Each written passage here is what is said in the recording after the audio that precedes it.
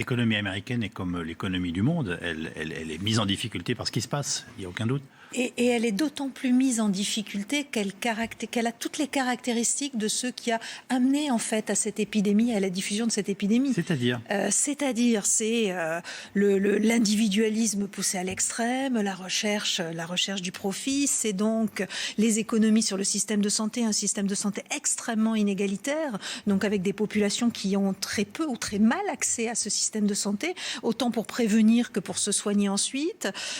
C'est aussi une économie ou un pays qui a tardé à prendre les mesures nécessaires parce qu'il fallait à tout prix protéger cette économie.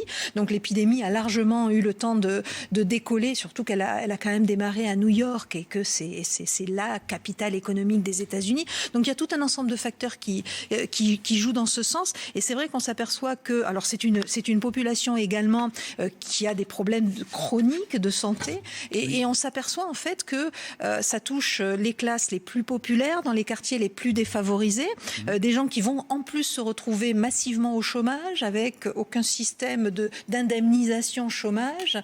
Ça risque effectivement d'avoir un effet au-delà même de la seule pandémie et des seuls malades ou victimes du coronavirus. Vous comprenez que quand on compare les chiffres, même si on doit les pondérer, mais entre le continent africain et les États-Unis, on est absolument stupéfait. Alors d'abord, il y a deux choses, Yves. D'abord, moi j'ai beaucoup de respect pour la médecine américaine avec des gens comme Fauci, que j'ai vu dans des congrès, qui est un type exceptionnel.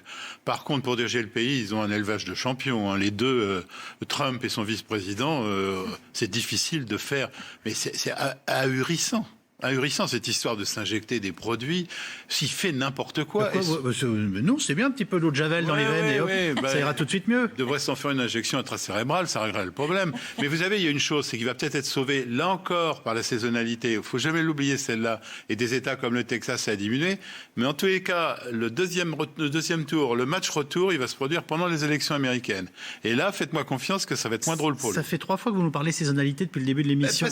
Parce que d'abord, je trouve qu'il faut donner de l'espoir aux gens, parce que c'est vrai que la grippe était, même si c'est rien à voir avec moi, l'idée que ça revienne tous les 6 mois, ça ne me donne pas le moral. Je suis désolé. Je suis d'accord, mais Yves, le problème, c'est qu'il va bien falloir s'en débarrasser de ce virus pour vivre. Donc s'en débarrasser, déjà, si on peut s'en débarrasser et avoir un peu de répit pour se préparer pour le deuxième tour s'il arrive.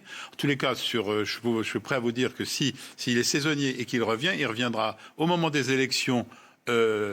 Et Trump, alors là, à mon avis, ça sera réglé. Les élections, c'est en novembre. Hein. Oui, oui. Voilà, donc, je le précise pour nos téléspectateurs. En tout cas, pour le seuil de 200 000 décès, je pense qu'il l'aura dès cette première vague, parce qu'il y a toujours 35 000 nouveaux cas tous les jours aux États-Unis, 35 000 officiellement, donc plus ceux qu'on ne comptabilise pas.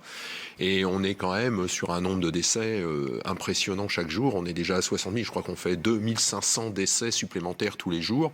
Et vu le rythme où ça se maintient, le nombre de nouveaux cas, je pense que les 200 000 cas ne devraient pas être loin d'être atteints pour cette première vague, certainement.